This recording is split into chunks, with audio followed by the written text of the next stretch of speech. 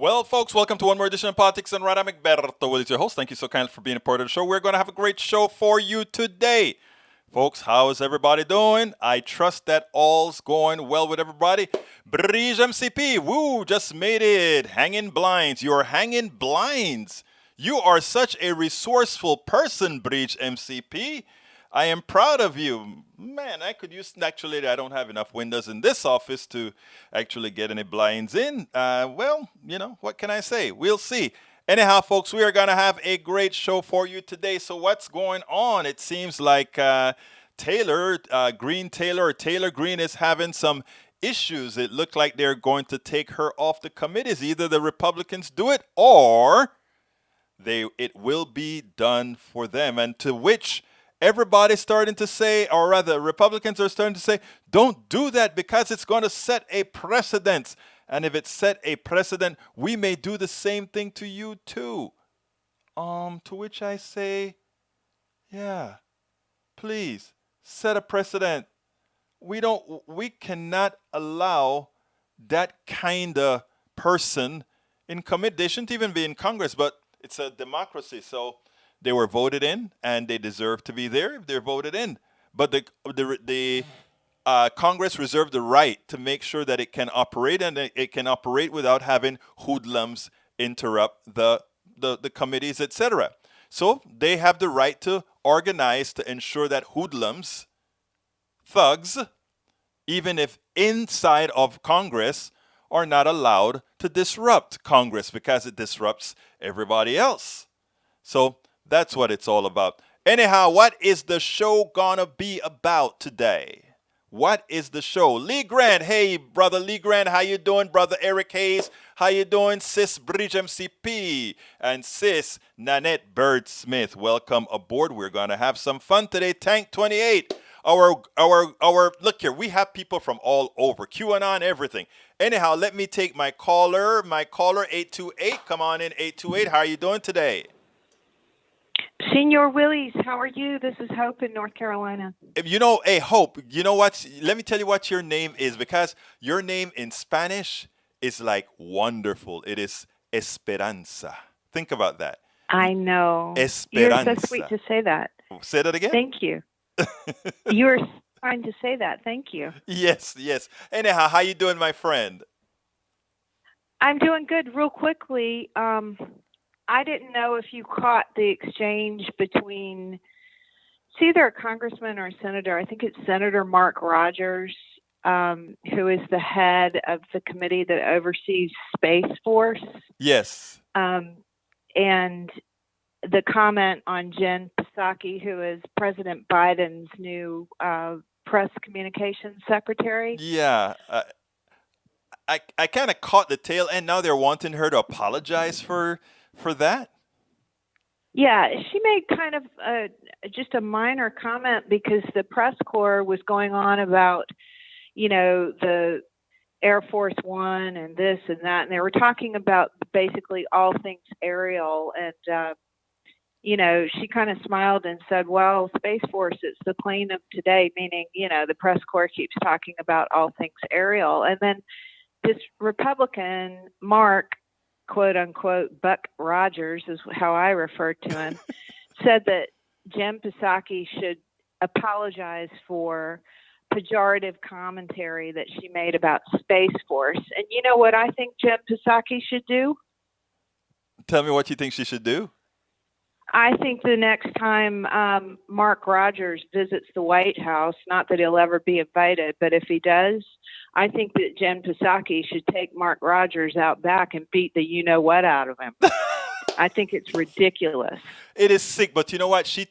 I don't know if you saw the press conference today. No. Okay, she took care of it nice today. Said, are you going to apologize? She said, no.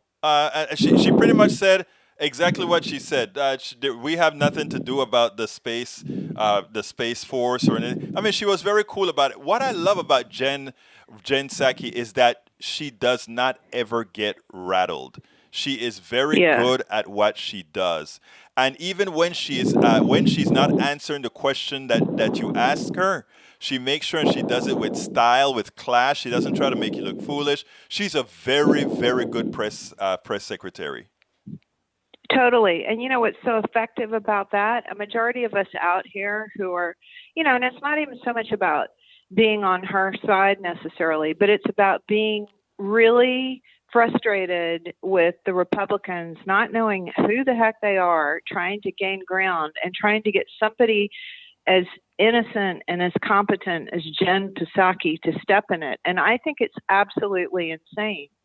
Well, you know what the thing about it is what I've always said that Democrats do too often, right?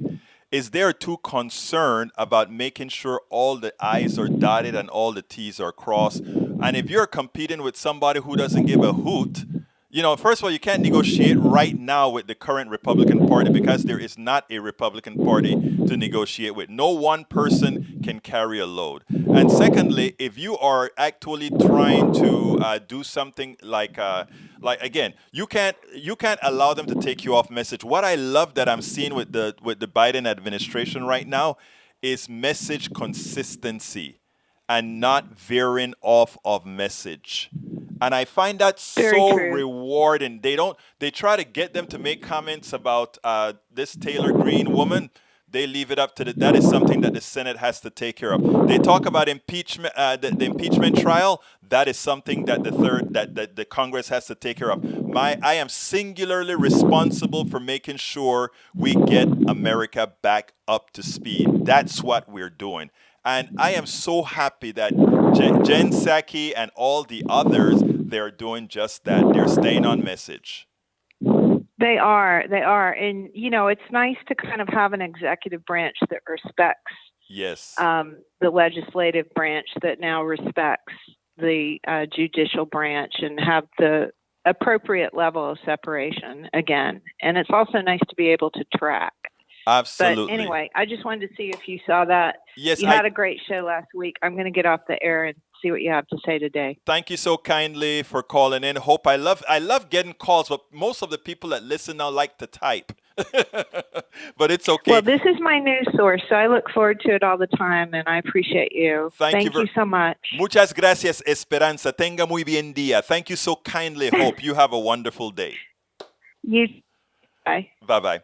Anyhow, let's see. We are already going wild in the chat room, and I'm getting it from both Facebook, Twitch, and YouTube. Let me see what I got here.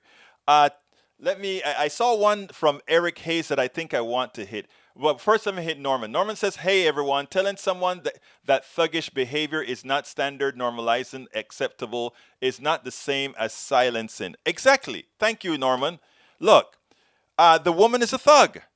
She goes and she follows a kid and harasses a kid. She goes into Congress. She harasses Cory Bush. She's a thug. That is not silencing somebody. The woman is a thug. She is a common thug.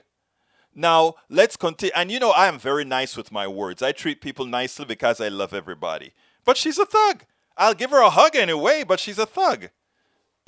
Now, when it comes to Brother E2247, bring success to this humble effort to achieve in law the rights of nature as presented by KC Camp Horner.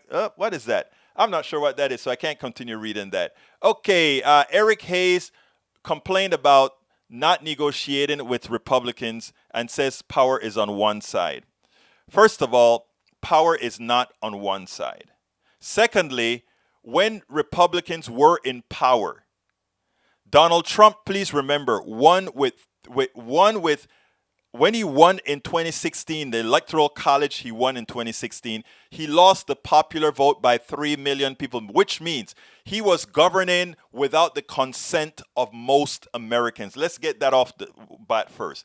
But with that non-power, he decided to place 3 Supreme Court justices on the Supreme Court. He also filled up the bench courts, the district courts, with a lot of conservative, incompetent judges.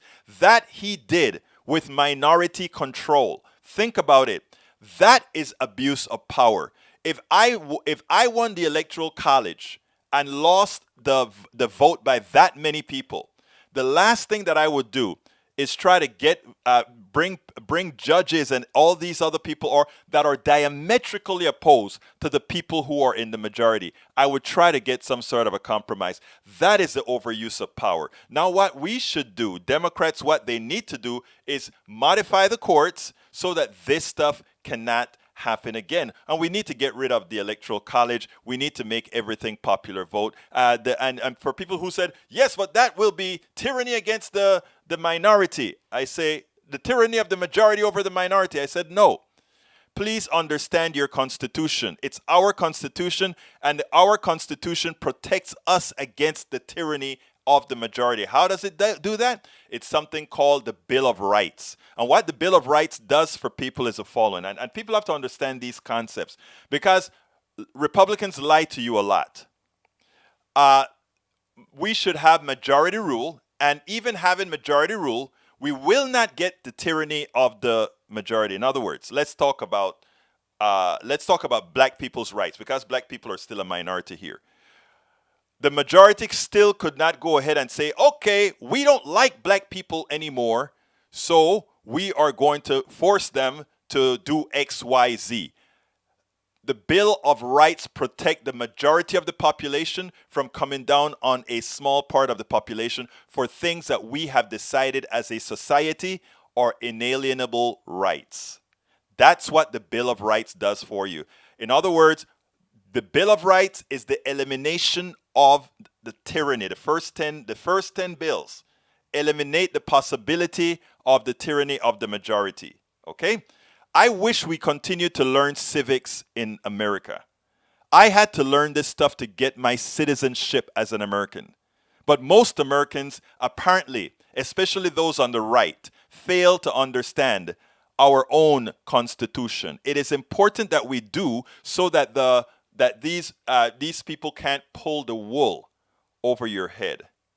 Okay, it is so important for us to know that so that they can't pull the wool over your head. So no, now that the Democrats are in power, it is incumbent on them to fulfill the duty of the majority, the ever-expanding majority. Remember, at first it was 3 million. Donald Trump lost the first election by 3 million. Now he lost the second election by 7+ million, folks. So remember, most people are where this show is at. And if one drops ideology, it's more than 70% of people believe the things that we believe in. Okay, the subject at hand. Let's go to the show. Wow, we started out early. You guys, I love you guys. You all always change where things are supposed to go. But it's your show. Remember that? It's your show. And I've always meant that in detail. It's your show.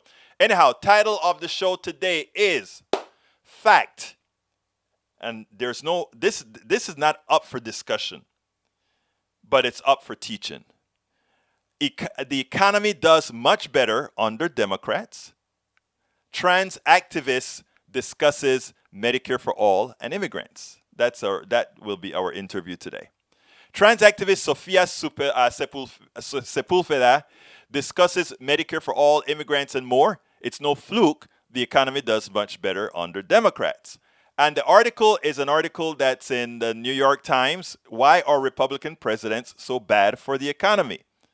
And it's not hard. It starts out. The article, I don't even like the way it starts. Because here's how the article starts.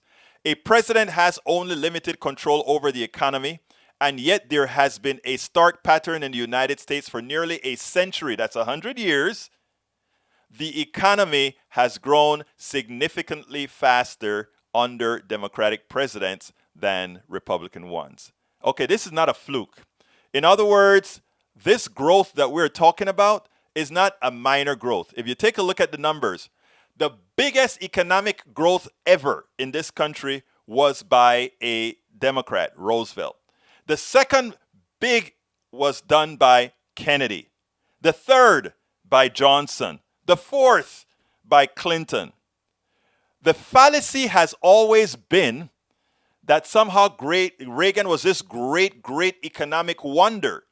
In the book that I wrote called As I See It, Class Warfare, the Only Resort to Right-Wing Doom, I explained what Ronald Reagan did. I explained also what Clinton did. Clinton was coming out of a morass created by the Reagan Bush bubble, and when it exploded, Clinton came and he passed this huge budget, and he did it with he had to increase taxes as well. Well, Bush one also increased taxes, so it started with him, and I did give Bush one credit in my book as well. But Clinton increased credit. Not one Republican voted for it, and they said that the economy was going to crash. They said the economy was going to crash. Now, all of us know better, right? Taxes don't crash. Increasing taxes don't crash economies. We understood what's happening. What Ronald Reagan did when he came into office, and this is important for people to understand. If you don't understand economics, I'm going to show you a little bit of economics 101 right now. And it goes as follows. Ronald Reagan ran on something that Bush won, G.W. Bush's daddy, called voodoo economics. Why was it called voodoo economics? Because Ronald Reagan claimed he was a conservative. He was going to cut the budget by a bunch, cut entitlements by a bunch, and then increase the military budget by a bunch. The numbers never added up. How did they make it add up in their minds? They said the tax cut would pay for itself. Wow, magical. The tax cut was going to generate so much economic activity that it was going to pay for itself. That is a standard protocol that they normally put out there. Well, we know better. There are two forms of there's a form of economic called Keynesian economics. What it says is when you're in trouble, when your economy is slowing down and people don't have the buying power, that the government that has unlimited power to fund, unlimited power, it's not, the government money isn't like your money in your pocketbook. That's why when people say that, it's a silly thing. Anybody who says, I keep my budget balanced, the government should too, they're crazy. The government should never keep their books balanced. The government should have an overbalance when things are great and an underbalance when things are not good. The government is the funder of last resort. Okay? So the government should never be balanced. And it doesn't have to be, especially if you have your own currency, you never have to talk about balance. That's, again, economics 101. Now, anyhow, so when Reagan came into power, he was smart. He was smart. Well, his people were smart. He's not smart, but his people were. They understood if they cut taxes, they'll get a little bump. But what was going to give them their biggest, humongous bump was going to be deficit spending. And Ronald Reagan at that time had a $40 billion, this is back in 1980, 81, had a $40 billion, I wrote it in my book about that, $40 billion deficit. What that did was that threw so much into the economy that the economy took off. The economy took off under Reagan. And everybody called it the Reagan miracle. But,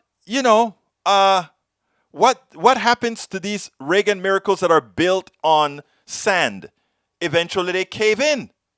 So that's exactly what happened to the Reagan miracle. But again, it started off and he had a huge economy. And even on this list, he comes out at number 5. But guess who came out at number 4? As far as really taking off with the economy? Clinton did. Because Clinton, as usual, the Republicans always, because of policy, this isn't because they're Republicans. This is because of policy. Their economies always tank. Democrats come in, do the necessary adjustments because they follow the math, they follow science, and the economy takes off. And then while the economy is recovering, somehow they raise hell about how bad the Democrats are. And somehow Democrats lose again, and boom, the economy cracks again. If you doubt it, let's take a look at it. We can start from Reagan. Reagan comes in. By the way, we have to remember what happened with Carter. Carter had stagflation because, and I explained that in the book as well, because of what the oil industry, the oil guys did, right? They increased the price of oil. And remember, oil was not a scarce resource, but since everything was dependent on oil, you got inflation. At the same time you got inflation, you didn't get employment because, again, that's a complicated setup. But anyhow, so Reagan came in, he had deficit spending, the economy takes off. Good. He tanks the economy, and Bush 1 gets a tanking economy. Even with a war, remember we're in Iraq, even with a war, the economy started to tank. So Bush understood he had to raise taxes to put money where money needed to go. So he did that. And Clinton came along, and that's it. Remember, Bush made that promise. No new taxes when he ran, and they made him pay for it when he raised it anyway. Anyhow, Clinton comes along, he raises taxes. Republicans claimed the economy was going to tank. Not one of them voted for it. And Clinton's economy went through the roof. Okay? It goes through the roof. When it goes through the roof, right? What do you think happened? He won the second term, etc., etc., etc.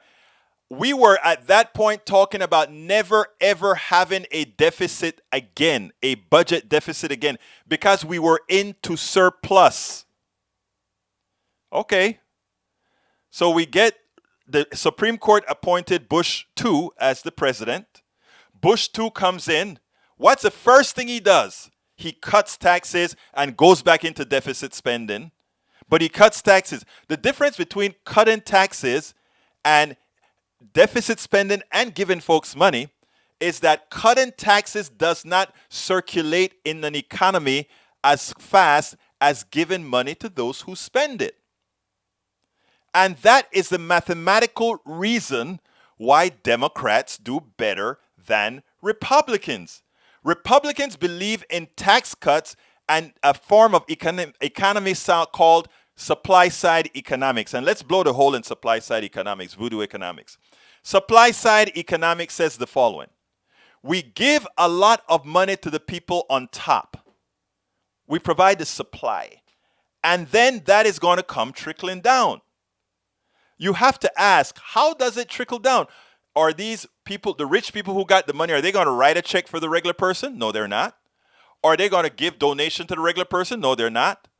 They're going to build factories for something that you want to buy, right? Yeah, that's what they're going to do. Okay, why will they build a factory to create pieces for demand that does not exist? Right? In other words, I'm going to build a car factory, but nobody's buying cars. So why are you going to build it? So you don't build it. So instead, they bank their money or they put their money offshore to do something else. And that is exactly why things happen the way they do. Republicans give tax cuts, supply side economics. Democrats give stipends. Democrats give things to create jobs with a green energy, create jobs by funding things that people spend money.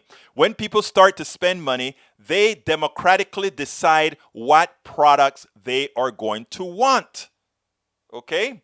They decide what products they are going to want. And when they decide what products they're going to want, the people who create factories know exactly what factories to build, what products to put out there. The people buy more products. As the people buy more products, the factories get built. They hire more people. Those people who they hire make more money, who turn around and buy more products.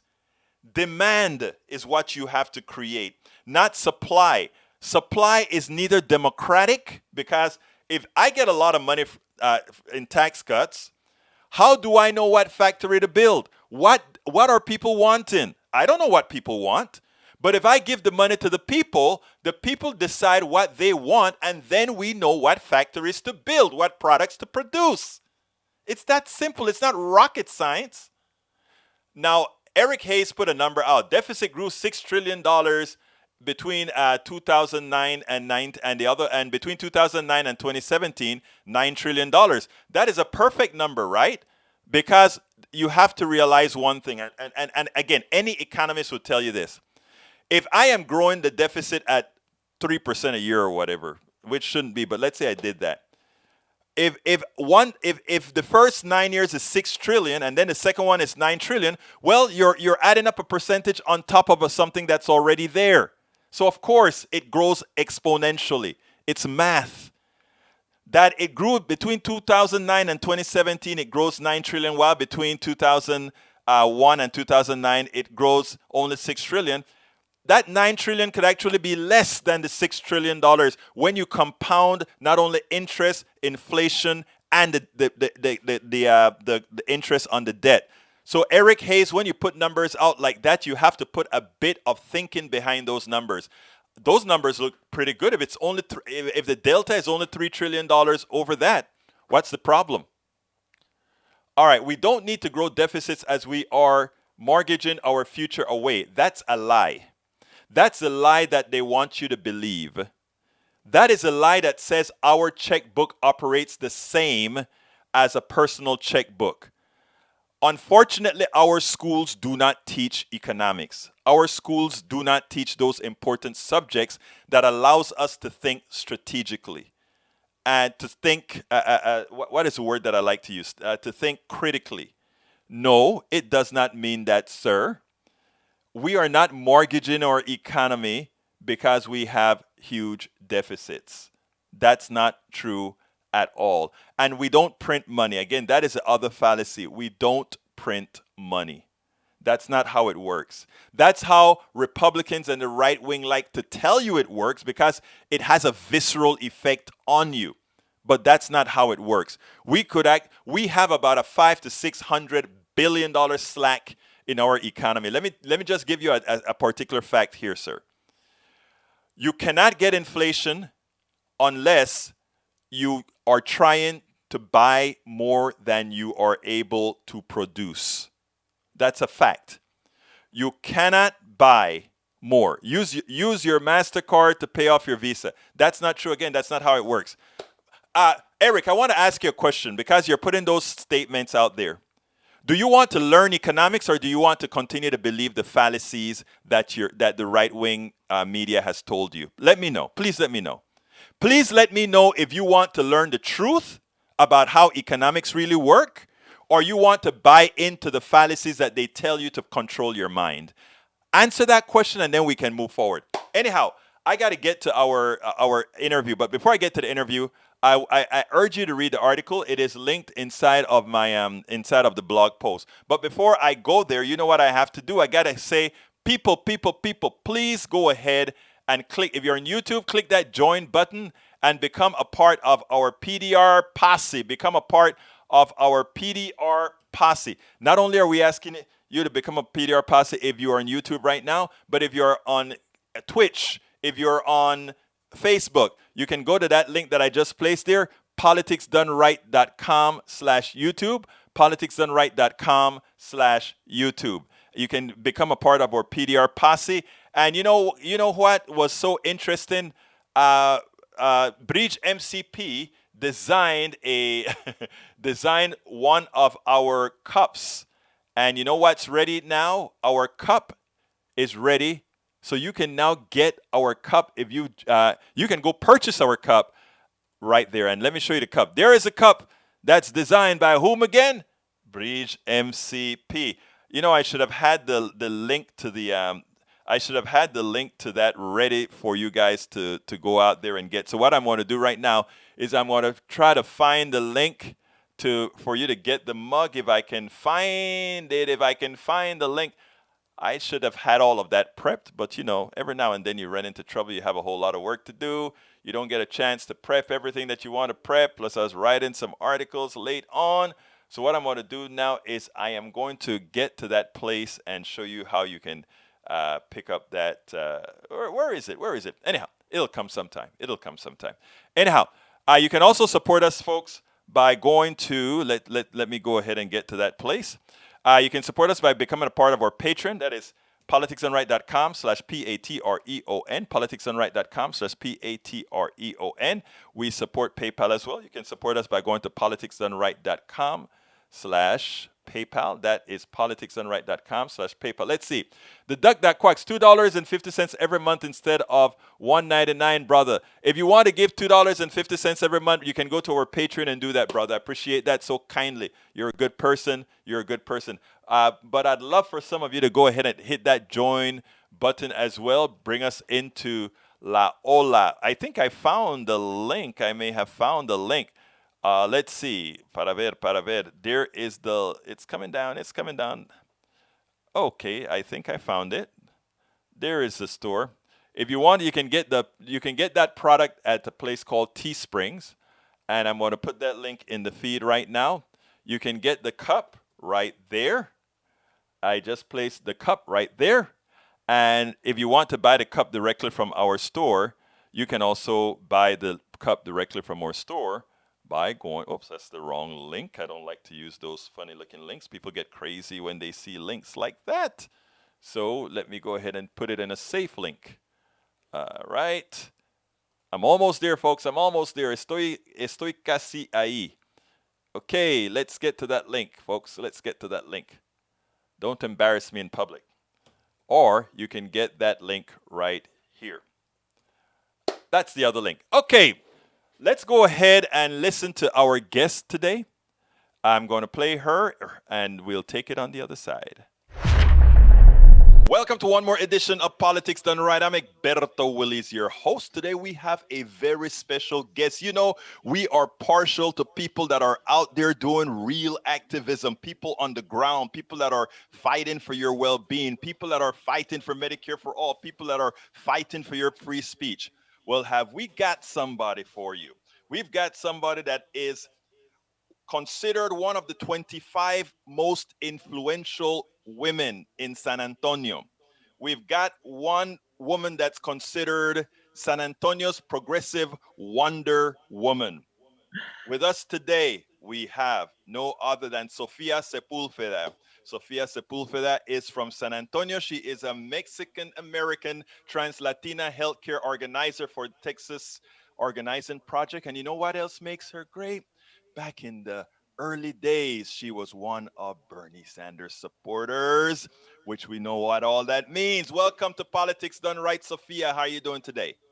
Pretty good. Thank you for having me. How are you, Egberto? I am doing great. I went, after doing some research on you and finding out about you, I found that, my God, you work your butt off in the activism field, and we need a lot of people like you out there. Listen, not Texas. America needs people like you. Tell me a little bit about yourself, and then we'll move on from there. Definitely. I was born here in Laredo, Texas, but I grew up in Nuevo Laredo, Mexico with Mexican parents. I came back to San Antonio for college, and I've been very involved in politics. My dad was very political when back in Mexico. I There was a candidate called Luis Donaldo Colosio back in 1996, I believe, and Yes. he was like the Bernie of Mexico at the time. So I was very gung ho on helping him out.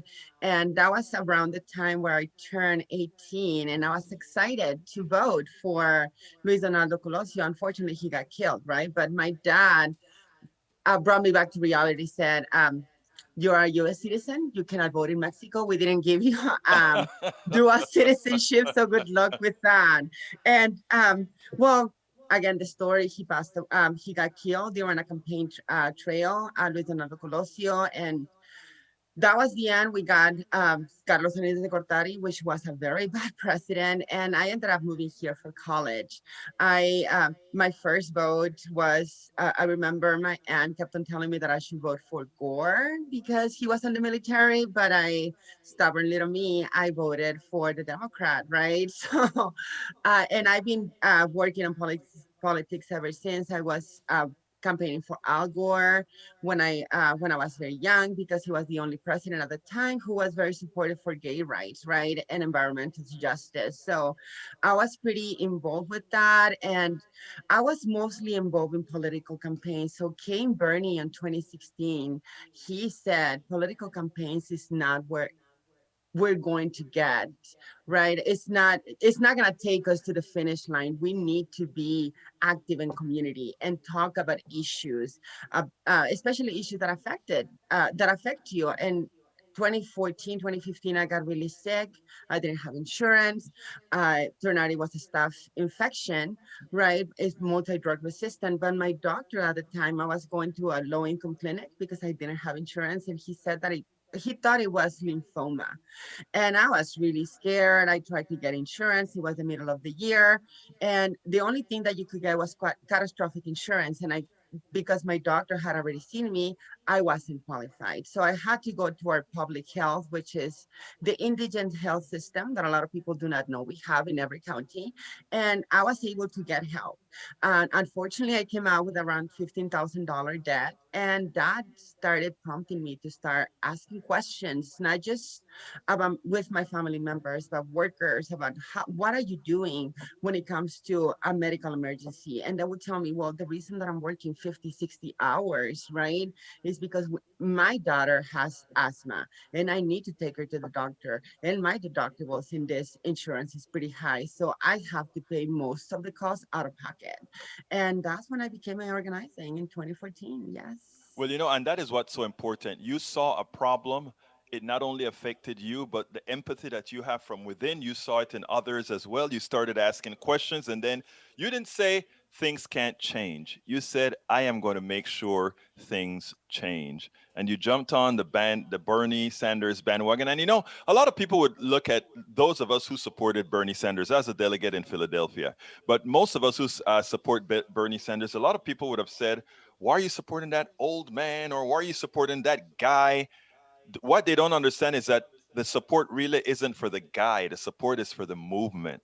And not only was the support for the movement, but it turns out that all the Democrats and some Republicans now are singing the same songs out of Bernie Sanders' book. Isn't that right? Exactly. I keep on, my boyfriend actually kept on asking me, because I used to watch Bernie Sanders before he announced he was running, right? And I'd be like, if he runs, I will drop everything, I will help him. And he would tell me, who is going to vote for an old, angry Jewish guy, right? Who's always screaming. I'm like, me, I will vote for this guy. And again, like you said, it was not a cult of personality, it's the anger and yes, like estaba enojado because we are constantly facing injustices, not only on our healthcare, right, but in housing, in jobs. So I understood where he came from. It was not like, oh, Bernie is adorable and I want to follow him. No, it was the things that he was talking about. I kept on telling people, if tomorrow Bernie was to drop Medicare for all, I will stop supporting Bernie Sanders, right? And I will look for another champion who is a progressive champion. So we need to understand that we are not the Trumpers, we are not the QAnons. We want the policies. It's not about the man, it's about the policies. And I feel like I was listening to one of your podcasts when you were talking about Beto O'Rourke getting very close, right? Mhm. Because he was very strong on progressive policies. And people didn't want Beto because he was 6'5". They wanted him because of his policies. And yes, he got very close to getting rid of Ted Cruz, right? And that's what we want. That's realize going in community that people are angry. People are uh, they don't have the hope anymore. They keep on telling me, why should I vote for this Democrat when I've been voting for them for 40 years and my life has not improved? And that is a very hard pill to swallow, especially when you're trying to get them engaged in the political discourse. That is why you're important, because you realize the essence of the voter. The essence of the voter is, I will vote when I really see something there to offer. Otherwise, why take the time off to go to vote? Why stand in the line? Why do that? We finally have to have something to offer. And you are the conduit between that voter and the appropriate elected official, or the official to be elected. And that's why we should never waver when it comes to particular people, for particular policies. If you take a look at Biden, a lot of people think, well, Bernie wavered on Biden and all of that. And what you're seeing in Biden right now, it may be cosmetic. We don't know yet. It's our job to make sure it's not cosmetic. But Exactly.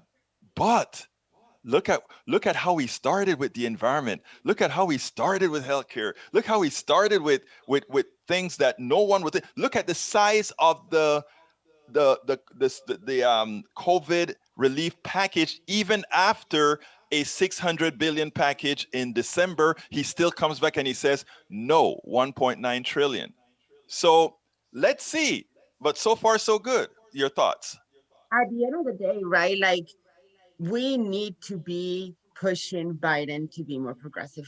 We cannot sit back and think that he's gonna solve every problem. And yes, I totally agree. I was very surprised when the moment that he started signing these executive orders reversing every horrible policy that Trump uh, created with the stroke of a pen, right? Like separating families at the border, denying healthcare to trans communities, um, pushing Denying violence, trans the ability. and denying trans the ability to serve on the military, right? So he was able to revert a lot of that. He is talking about creating a more comprehensive path to immigration, which honestly, these immigrants have already been here for years. We don't need 8 years of waiting. We need relief right now, right? But it is important to tell those woke folks during the Trump administration that there is no time to go back to sleep. Right now, there's not the time to go back to mimosas and brunch. Right now is the time to start pushing, right? We were resisting for years. I'm tired of resisting. Right now, we need to start pushing, and we need to start pushing for better. I really believe that Biden will be listening and hearing the pleas of the plights of our people, right? As long as we are consistent and we continue pushing him to to create a better America for all of us, not just white folks. That's an important statement, and I want to add something to what you said because I think it's important given our audience.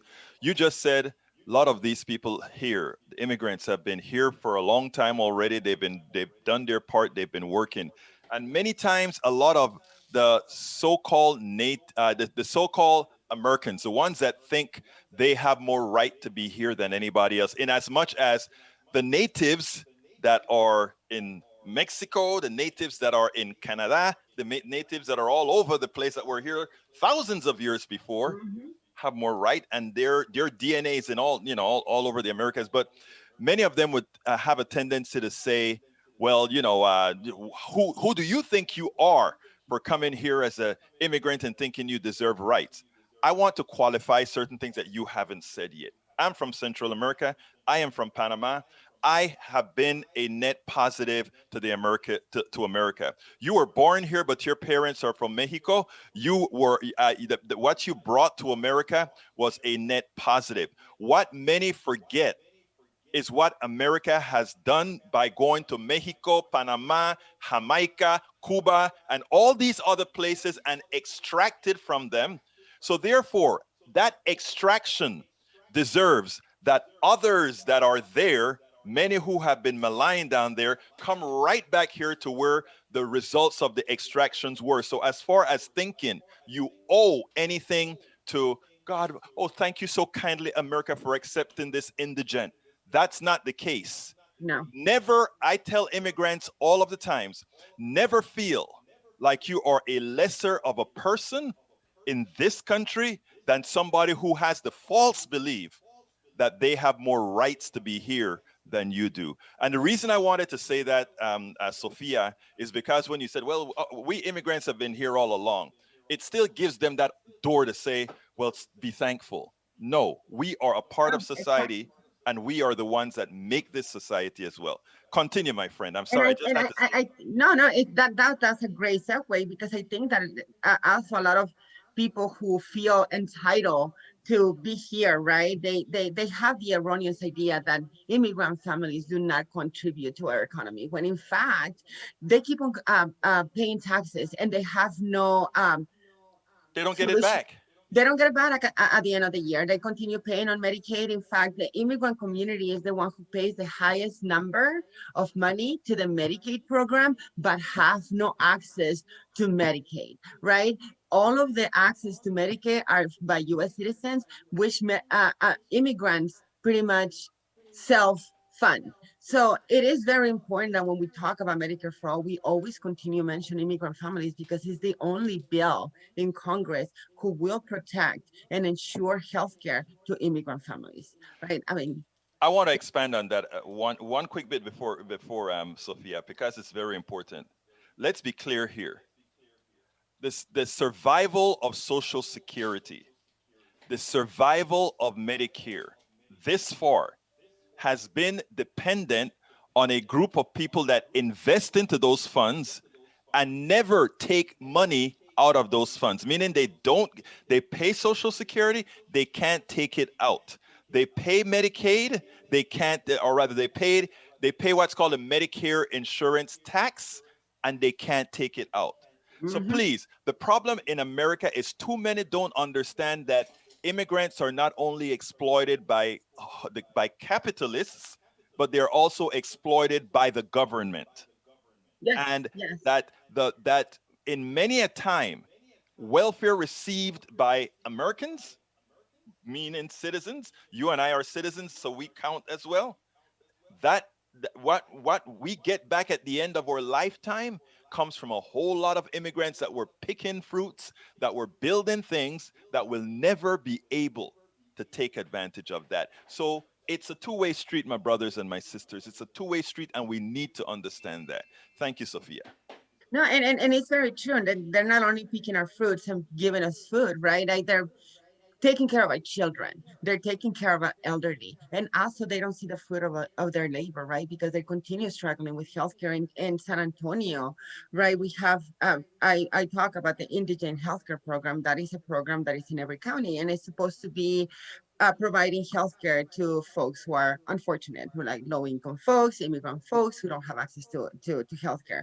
Well, if an immigrant a person gets diabetes and needs dialysis, they get lost in the system and more likely die because they cannot apply for Medicaid because they don't have access to Medicaid. They cannot apply for Affordable Care Act because they don't have access to the subsidies. So they are left behind. The county sends folks to either apply for Medicaid if you are a U.S. citizen, and so you can get your dialysis services, you can get your cancer treatment. But if you're an immigrant, where do you go? Right? So it is very important, like you said, mentioning they're not only providing us food, they're not only contributing to the economy without anything in return. They also have no access to food. They don't have access to healthcare, and they're the ones who are left off, right? And left behind, especially during a pandemic. If we're not taking care of these people, we're not taking care of each other because they're the ones who are making your food in that restaurant that you like to eat your tacos. If they get COVID and they are forced to go back to work, you will get COVID. So we need to ensure that we're taking care of our immigrant population if we want to get better.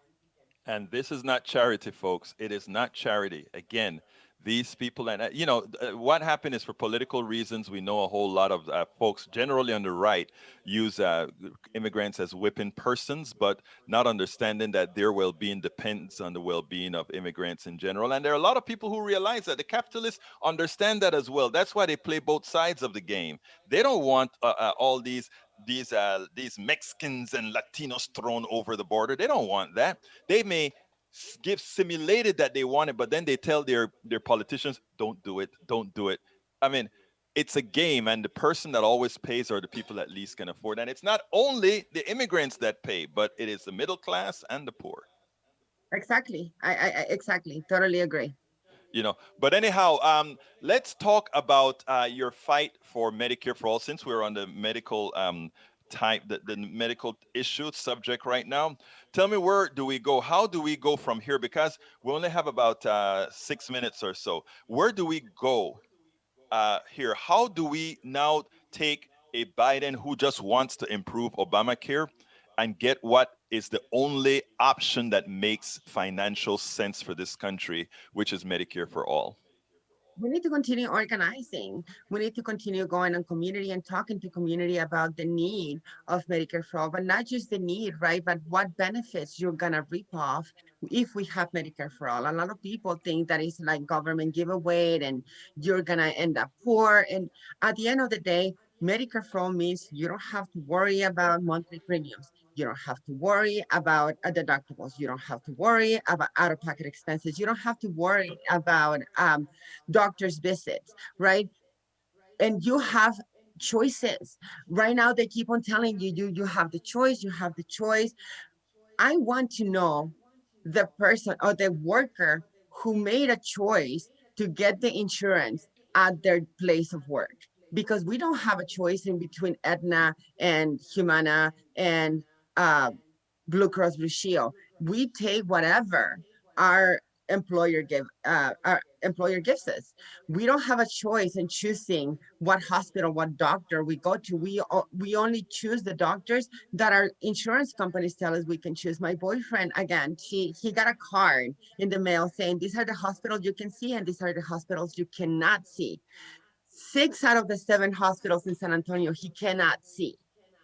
So where is the choice? When we talk about Medicare fraud, we talk about real freedom, freedom from employers taking advantage of us, freedom from the labor movement. Then you have a better way to bargain for a better wages instead of taking care of what little healthcare you have, right? So we need to organize and we need to educate and inform our communities about why we need this. When it comes to the Black community, maternal mortality rates in Texas is we're number 6 on maternal mortality rates. We're number 1 on the most uninsured people in the whole entire country. So when we talk about Medicare for all, it's not about socialism. It's about taking care of each other as we should be. We need to start getting rid of the idea of the rugged individualism and what I do is for me and for me alone, when at the end of the day, whatever actions you take are going to have effects on people that you might not know. That is wonderful and very perfectly put. I want to add one caveat, not a caveat, one additional phrase to that, and that is we should consider, and everybody should consider private insurance antiseptic slavery, because Yes. it's just a matter of which master you want to serve. Do you want to serve at that big house, or that one? Which master do you want? Which master whips you less? Which master gives you a bit more food? Which master tells you, however, what you must do and that you prefer?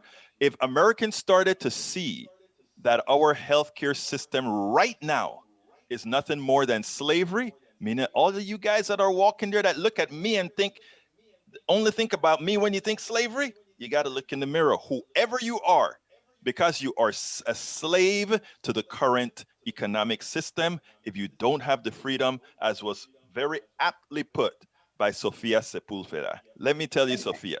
Go ahead. Really, like when we talk about death panels right now, the only death panels that exist are insurance companies who have the right to deny you services, even if they don't know your medical background. That is so true. Now, Sophia, I always ask this last question to the people that I interview, and it goes as follows. And it's because I show my fallibility, and that is, what would you have liked me to ask you that I didn't? How do we organize it, right? And what do we do in order to get the community engaged? I think of many ways we've done. We got Lloyd Doggett to support Medicare for All 2 years ago by bird dogging him. If you don't know what bird dogging is, go birddogNation.org and they tell you what it is. It's pretty much going after Going after them in the real time. representatives. Exactly. And disrupt, always disrupt, right? And look at your representatives. Who is the one who is endorsing Medicare for All and who is not? Sheila Jackson Lee and Harris supports Medicare for All, but Lizzie Fletcher and Sylvia Garcia do not. So we need to start focusing on those folks rather than focusing on people who already support our efforts, right? So that's the only thing that I will have to say. Muchísimas gracias. Dele una despedida a nuestra audiencia latina. Muchas gracias por estar aquí y espero que sigan con nosotros y continúen organizando en sus comunidades. Si quieren estar enganchados con nosotros, vayan a organizetexas.org. Es una organización comunitaria que estamos peleando para mejor salud, inmigración y reforma policial. ¿Y ahora en inglés? Thank you very much for being here. And thank you so much, Alberto, for your invitation. If you want to keep on fighting for Medicare for all, if you want to fight for the rights of immigrants, get rid of the jail system, come visit us at www.organizedtexas.org. And if you cannot donate, come and get engaged. Sofia Sepulveda, first generation Mexican American activist. And you're looking at a real activist, folks. Thank you so kindly for having been on Politics Done Right. Thank you, Alberto, for having me. That was Sofia Sepulveda. Let me tell you something. All of us are activists. All of us have to be activists. All of us have to protect our own interests. Hi, Coop 333. Welcome aboard. Eric Hayes, welcome aboard. British MCP, Tank 28. Welcome aboard. Let's see. ¿Quién más está aquí? Lee Grant, welcome aboard. Eric Hayes, I got you already. Welcome aboard. Thank you guys for all being here. Love you all of you. Let's see who else is out here. Who else is out? Carl, or is that Carl or Carrie? I think it's Carl Cox. Welcome aboard. Paul Fleming, welcome aboard. Let's see who else is here. I know I'm scrolling fast, so I'm missing a whole bunch, so forgive me if I missed you. Just throw your name. Norman Reynolds, welcome aboard, my brother. Let's see who else is here. Who else is here? I saw some other names that I hadn't recognized in here.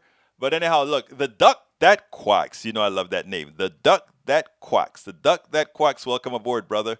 Let's see who else is here. Linda E. Welcome. Bienvenido. I know I also saw, let's see, Nanette Bird Smith. Welcome aboard. Let's see. I'm scrolling. I'm still scrolling. So I may still get to you. Wow, I'm just at the 100 spot. All right, let's see. Who else do I have here? Look, guys, I hope you enjoyed. Daniel Ledo, welcome aboard. One wonders if Egberto's Marxist policies were shared by the majority of Americans. Why is viewership so low? My viewership is well in the right spiel. I don't get a lot of live, but I do have a hell of a lot of podcasts. So don't feel too bad for the low viewership at 3 in the afternoon when people kind of work, Daniel. I know you have to find some way to kind of try to bust my bubble, but even if I had 2 people watching, I would still be doing the same and begging folks to let's go forward and keep moving the message forward. You see, Brother Ledo, nothing moves me. I am a positive thinker and always wanted to move forward. Still love you, brother, and I'm still going to eventually get you, brother, but you keep on doing what you do. Okay, let's continue going. Julie Van Osdel, welcome aboard. Welcome aboard. Who else is here? I think I got Julie, Daniel. Let's see. Continuing. Okay, if I missed you, throw me a little note down below and I will definitely get to you. Let's see if I have anybody else at the bottom. Okay. I don't think I have anybody else. Anyway, folks, thank you so kindly for being a part of the show. Please do remember, go ahead and consider getting my book at Amazon, which is the book that I normally have on the screen, which is not on the screen right now because Breach MCP's design is on the screen. There's the book. It's worth it. How to talk to your right-wing family, relatives, friends, and neighbors. I just put the link in there. You can also get it at our store, along with the cup and many other things. Please do remember as well to become a YouTube member by just clicking on that join button on YouTube, and please become a YouTube subscriber.